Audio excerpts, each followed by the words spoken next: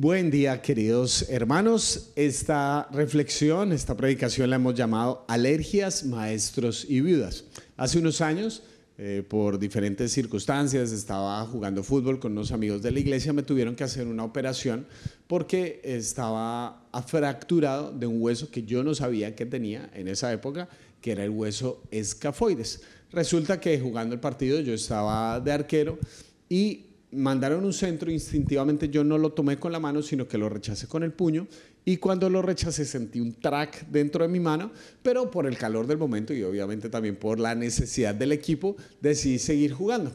Cuando acaba el partido yo empiezo a sentir más fuerte la molestia en la mano y al pasar el día se me empieza a inflamar e inflamar más. Termino yendo al médico y me dice que me había fracturado el hueso escafoides, que lo tienen que operar.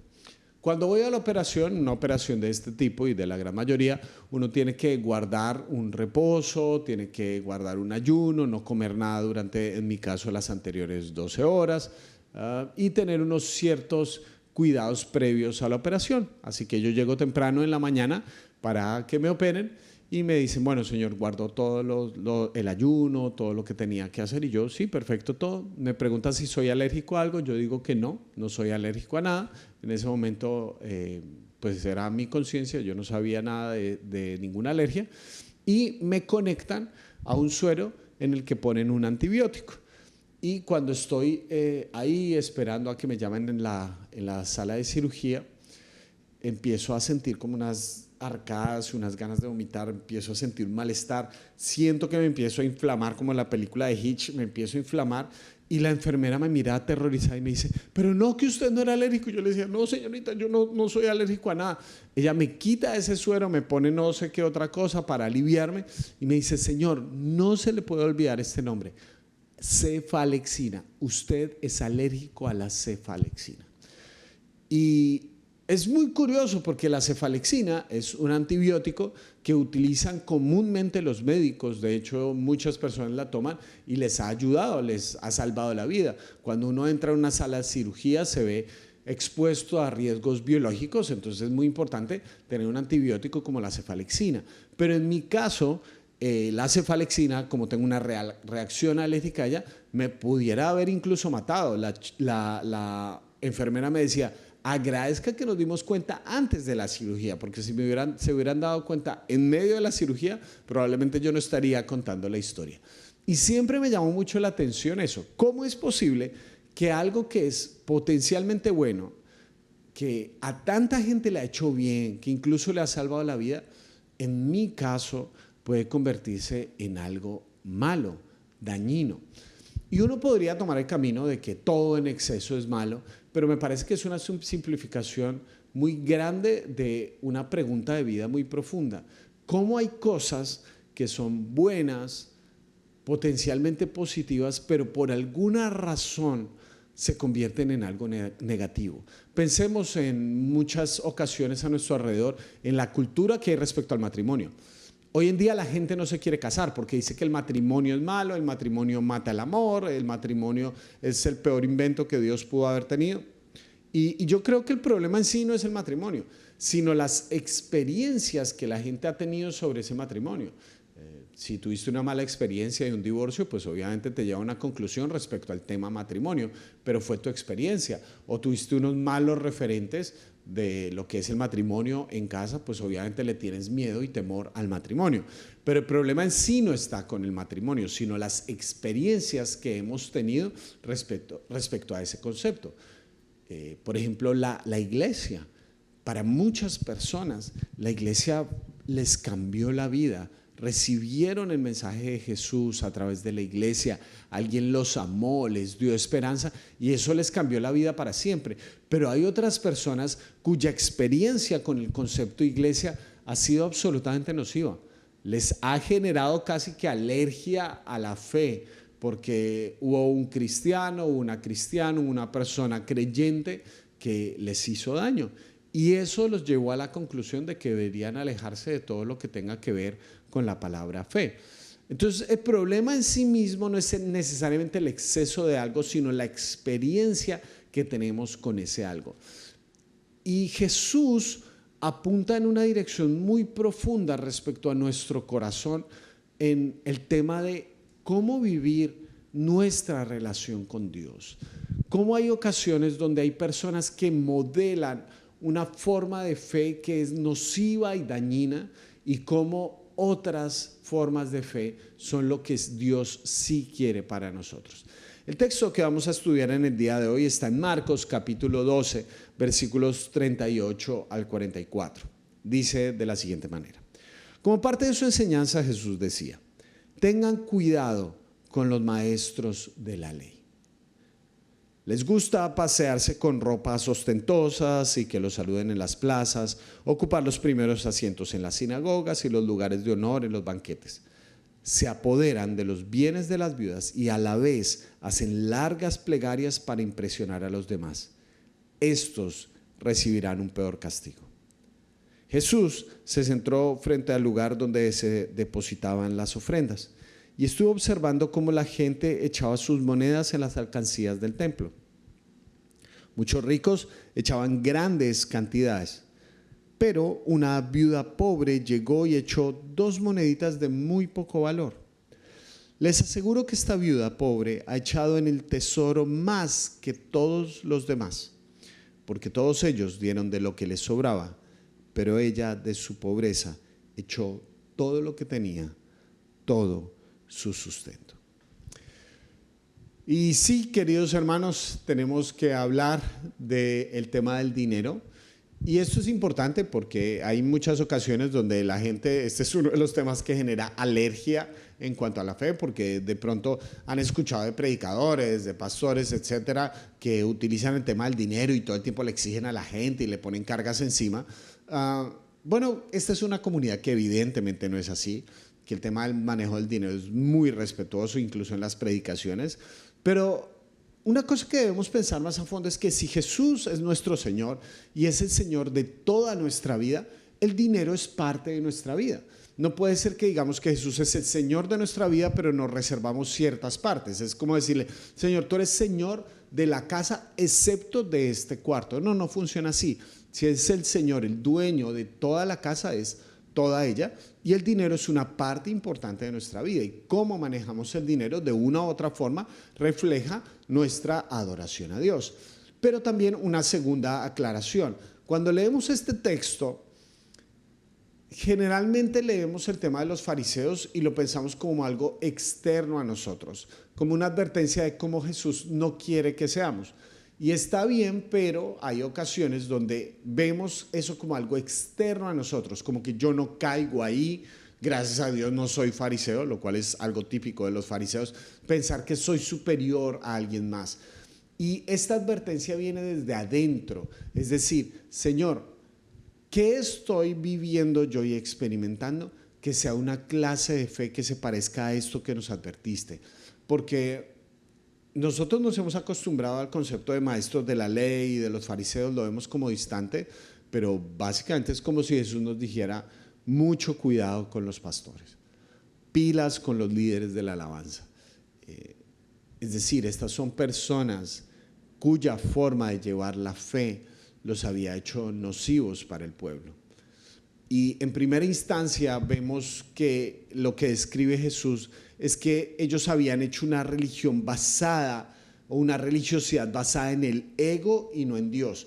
Por eso habla de que ocupaban los primeros lugares, que tenían ropas ostentosas, que les gustaban que los saludaran, les gustaban los lugares de honor. Todos esos son elementos que giran en torno al ego.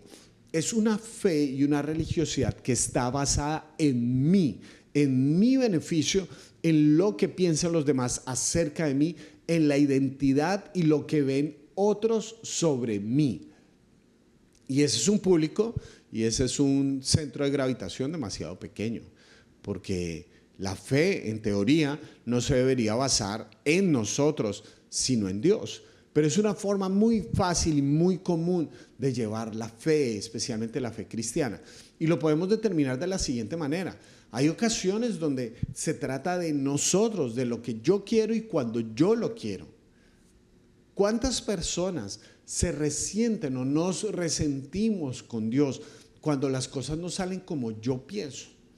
o pensamos la fe en términos de negociación. Señor, si voy este domingo a la iglesia, entonces espero que me salga este negocio el lunes. Señor, espero que mi hijo se porte bien porque yo canté en la alabanza. Y todo lo que gira en torno a la fe es alrededor de lo que yo quiero y cuando yo lo quiero. Y me pongo bravo con Dios si las cosas no salen como yo esperaba. Entonces la fe se vuelve una especie de trueque, una especie de negocio donde lo que yo hago es para obtener algo a cambio. Hace un tiempo en mi comunidad una persona se me acercó al final de la reunión y me dijo: pastor, ¿sabe qué? A mí no me gustó la alabanza. Y yo le tuve que decir: qué bueno, porque no era para ti. Es muy fácil, queridos hermanos, que nosotros pensemos que todo se trata de lo que yo quiero, de lo que yo siento y cuando yo lo quiero. Por eso valoro mucho cuando hay hermanos que yo me he encontrado a lo largo del camino que en muchas ocasiones tienen enfermedades incapacitantes de índole físico o a veces emocional. Les cuesta levantarse una cama, pero aún así fielmente van a su servicio, van a la reunión. Teníamos una mujer que falleció en nuestra comunidad hace unos años, que ella ya estaba por el tiempo, ya no tenía la misma movilidad que antes. Iba con sus bastoncitos caminando desde unas cuadras hasta la iglesia, se demoraba un montón de tiempo, pero allá llegaba y bien puntual a la reunión y me decía: aquí estoy, pastor, para conocer más a mi Señor. Esa es una fe que no gira en torno a mis necesidades y mis deseos, sino que gravita en torno a Jesús, porque todo es por Él y para Él. Pero el problema de estos fariseos es que habían hecho un Dios que eran ellos mismos, eran posturas egolátricas donde yo soy el centro de las cosas, y por lo tanto el reflejo de eso se ve en que yo mismo empiezo a poner las normas. Entonces el legalismo, y a veces pensamos el legalismo de una forma muy cerrada, donde pensamos que el legalismo tiene que ver con faldas largas, con personas que no se maquillan, con personas que van en corbata a un lugar. Eso es legalismo, pero el legalismo fundamentalmente es construir una ley en torno a mí mismo. Veo la Biblia y no digo: esta es la palabra del Señor, sino esta parte me gusta, esta no me gusta, esta decido obedecerla, esta no tanto. Y yo mismo formo mi propia ley conforme a lo que sea bueno para mí. Soy selectivo y además de eso sumamente incongruente, porque de pronto yo no lucho con ciertos pecados que otros sí. Entonces me parecen terribles los pecados con los que otro lucha, pero los míos soy un poquito más suave, más consecuente, más tranquilo. Por ejemplo, yo no lucho con el querer asesinar a alguien, pero puedo luchar con la mentira para quedar bien delante de la gente. Entonces a los asesinos los considero los de la peor calaña, pero los mentirosos, bueno, ¿quién no dice mentiras? A pesar de que ambos mandatos están en los 10 mandamientos. Entonces, ¿qué es el legalismo? Es escoger la ley de acuerdo a mi voluntad. Pero el legalismo es selectivo y además de eso es tremendamente incongruente.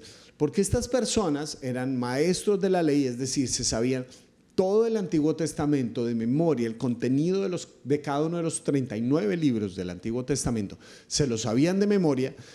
Y en la Torá el Señor le había dicho esto a Moisés en Éxodo capítulo 12. No explotes a las viudas ni a los huérfanos, porque si tú y tu pueblo lo hacen y ellos me piden ayuda, yo te aseguro que atenderé a su clamor. Es decir, si un pueblo, si sus líderes se aprovechaban de la viuda y del huérfano, sí, las iban a ver con Dios. Dios pasaba a ser su enemigo. Jesús está diciendo que esta gente tiene ropas ostentosas, ocupa los primeros asientos en los banquetes y aún así explícitamente está diciendo: ustedes van en contra de la ley de Dios, porque Dios había establecido que en su pueblo una mujer que ha perdido a su marido no debería pasar necesidad, que el cuidado que le daba a su marido ahora pasa a ser de la comunidad esa responsabilidad.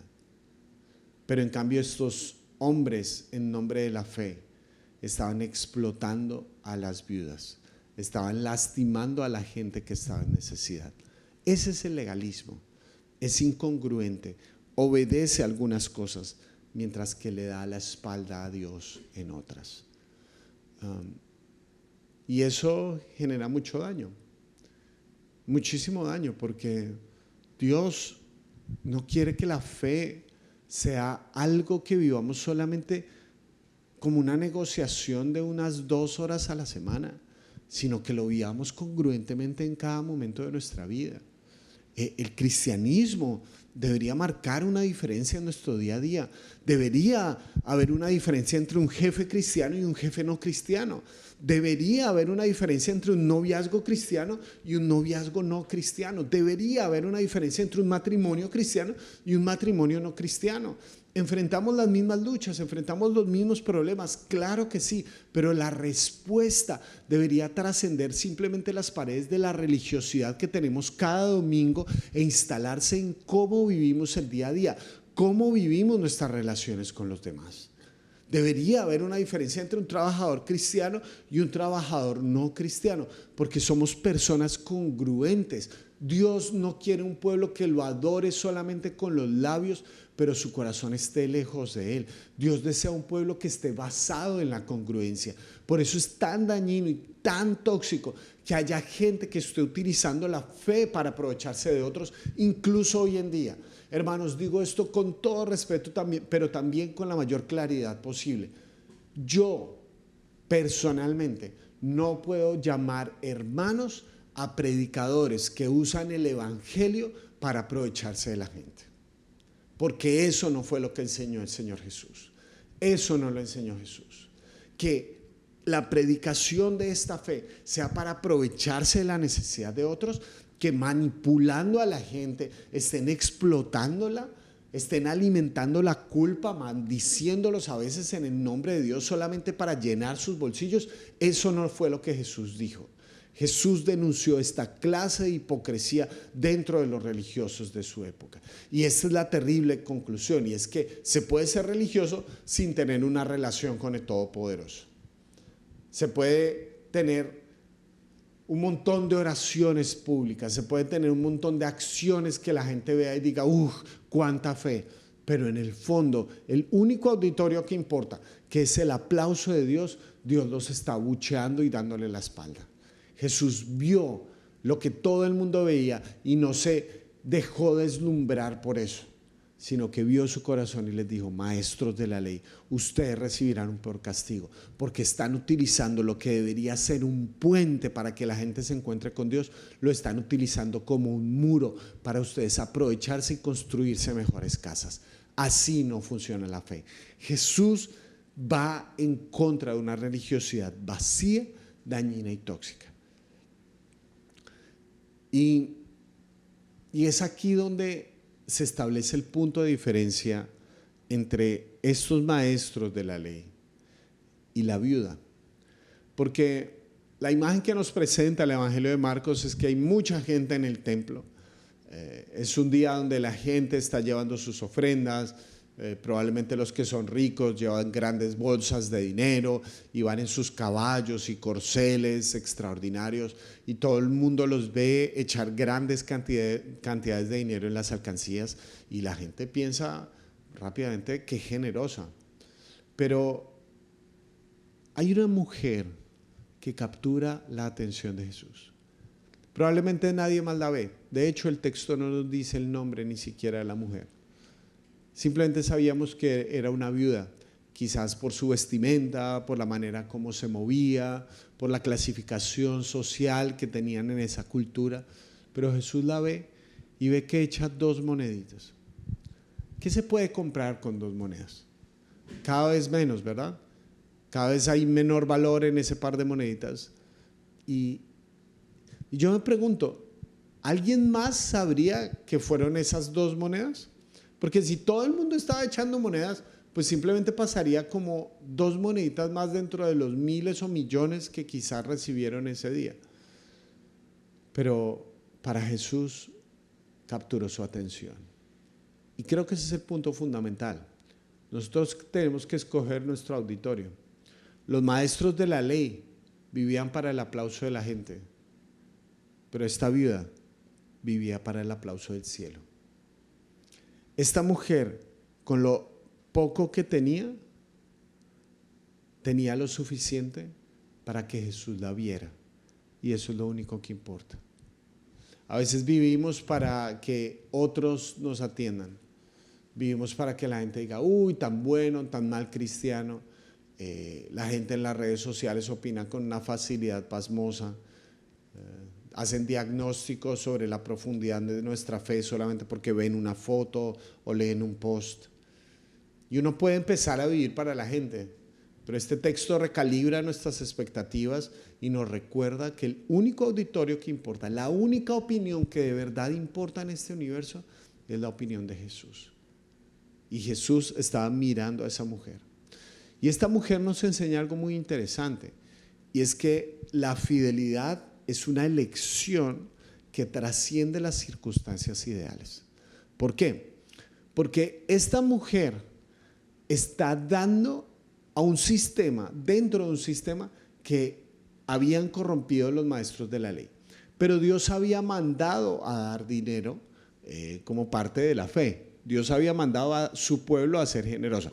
Lo que pasa es que estos maestros de la ley habían torcido el sistema para explotar a la gente. Pero Dios desde el Antiguo Testamento le está diciendo a la gente, ¿saben qué? Si ustedes no tienen mucha plata, si no tienen mucho dinero, pueden llevar estas ofrendas. Si tienen otra posición económica, pueden llevar estas ofrendas. Pero hagan de la generosidad su idioma, su lenguaje. Y esta mujer, aún siendo explotada dentro de este sistema, sabe que su auditorio está en Dios. Y esto es importante, que algo sea malo o sea distorsionado, no significa que en ocasiones, en el fondo, eso no tenga algo bueno. Lo bueno sigue siendo bueno, así hayamos experimentado lo malo. ¿Qué quiero decir con eso? ¿Dar es algo bueno? Sí, es algo bueno. Debería ser parte de nuestro idioma, de nuestra generosidad.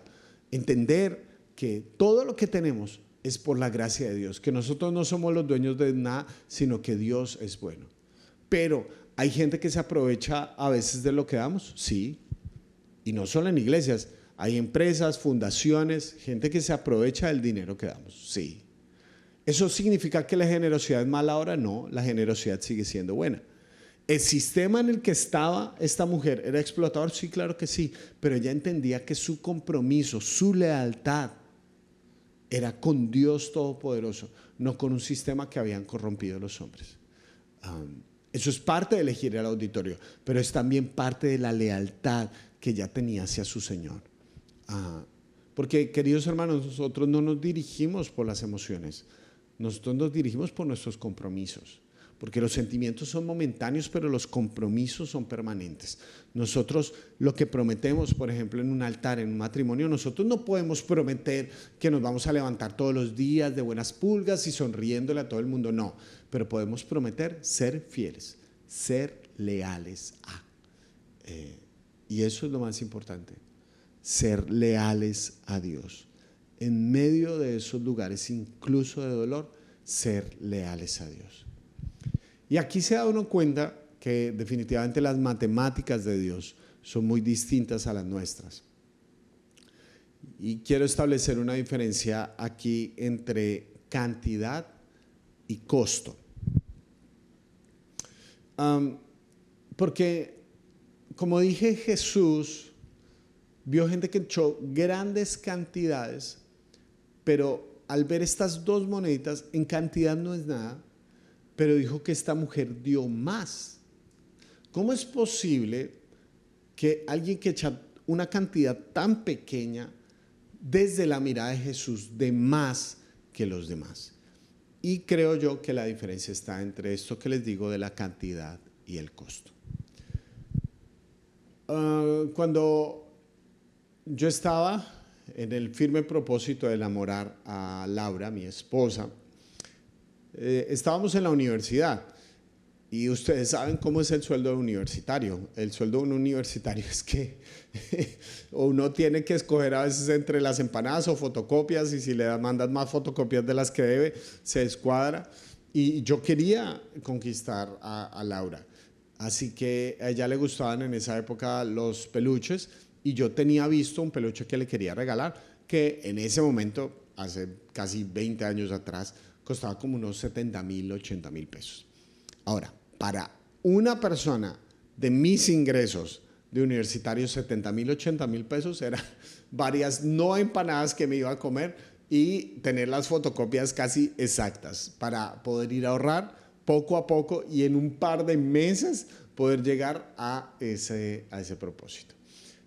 Dios, por su gracia y misericordia, me ha permitido conocer muchas personas en este mundo y en este caminar. Y conozco personas que tienen mucho dinero. Conozco gente que a sus hijos les da una cantidad exorbitante desde mi punto de vista para su mensualidad, que tiene varios ceros incluso. Una vez fuimos a un restaurante de aniversario con mi esposa y un aniversario un restaurante que sabíamos que iba a costar bastante, ya habíamos hecho presupuesto para eso y cuando llegamos allá en la mesa de al lado se acerca el mesero y le dice, don Andrés, ¿lo de siempre? ¿Cómo así que lo de siempre? O sea, esta persona come su corrientazo, lo que a nosotros nos costó momentos de ahorro, meses de ahorro, para este tipo es un corrientazo. Hay gente que tiene esa cantidad de dinero. Ahora, a Laura, efectivamente, porque ella es una persona hermosa físicamente y además como persona es increíble y sorprendente, le pudieron y le cayeron personas incluso con más dinero que yo. Ahora, el costo, el valor, la cantidad del dinero que son los 80,000 pesos que costaba ese peluche es el mismo para el que tiene mucha plata o para el que tiene poca plata. 80,000 pesos es lo que cuesta ese peluche. Pero, ¿a quién le cuesta más esos 80,000 pesos? Al que teniendo poco ahorra para obtener esos 80,000 pesos o a aquel que los 80,000 pesos son como el sobrado de la semana. Porque tú sabes que cuando vas a esos restaurantes para los que tuviste que ahorrar, tú disfrutas cada uno de esos bocados, mientras que el que va todo el tiempo probablemente con cierta regularidad deja un poco en el plato, ¿verdad? Esa es la diferencia entre cantidad y costo. Porque uno puede mirar desde afuera y decir, bueno, son 100,000 pesos, claro, pero 100,000 pesos para el que gana 1,000,000 es distinto a 100,000 pesos para el que gana 10. La cantidad es la misma, pero el costo es diferente. Por eso esta mujer, cuando la vio Jesús, dijo, ella dio lo que le costaba. Porque esos dos, para una persona pobre, podía ser fundamentalmente todo. Todo. Yo creo, queridos hermanos, que hemos sido llamados a pensar un cristianismo que sea más generoso, que no nos contentemos solamente con una porción para que Dios no nos moleste el resto de la vida. Jesús nos invitó a darlo todo porque Él ya lo dio todo, porque Él ya nos entregó todo. Tenemos que cambiar la perspectiva y dejar de pensar que nosotros somos los dueños, que Dios nos debe algo. Esta mentalidad tan egocéntrica que tenemos, que pensamos que el Dios del universo gira en torno a nosotros, deberíamos cambiar más esa mentalidad y recordar que nosotros no somos dueños de nada, que todo lo que tenemos es por gracia y para la gloria de Dios. Es como si yo como padre de aquí a unos años Dios me permitiera tener un terreno grandísimo y hago 2 casas para cada uno de mis hijos y hago una casa allí en la esquinita para pasar de tanto en tanto algunas vacaciones junto a ellos. Y yo les digo, hijos, este terreno es de ustedes, yo me quiero reservar esa casita para cuando yo desee venir acá. Y que el día de mañana mis hijos digan, no, esto es mío. ¿Por qué? Porque en los papeles dice, y esto es mío, es solamente de mí y para mí. Yo les diría, a ver, queridos amigos, esto lo compré yo y se los otorgué a ustedes porque los amo con todo mi corazón, porque son mis hijos, porque son mi herencia. Pero esto al final de la historia es mío. Y si yo me reservo una parte es por mi decisión. No somos los dueños de nada. Dejemos el egoísmo a un lado y recordemos en nuestro corazón que todo lo que tenemos es por gracia para la gloria de Dios. Que Dios no nos invita a dar simplemente una cantidad, sino que a dar lo que cuesta, darlo todo. Como esa viuda pobre que capturó la atención de Jesús. Fue una mujer que nos recuerda que lo importante no es la cantidad, sino el costo. Así que, queridos hermanos, mi invitación es a que podamos pensar hoy qué nos está costando. Y probablemente nos daremos cuenta que hemos virado hacia la religiosidad de los fariseos, porque muy fácilmente pensamos en nosotros mismos, en nuestro ego, en lo que nos beneficia, en lo que nos gusta, en lo que nos hace ver bien delante de los demás. Y que por la gracia de Dios podamos virar hacia esta viuda, que en ese lugar, quizás ella sin saberlo, la estaba viendo la única persona en el universo que importa. Y Jesús vio lo que le costaron esas 2 moneditas. La bondad nunca es comparativa.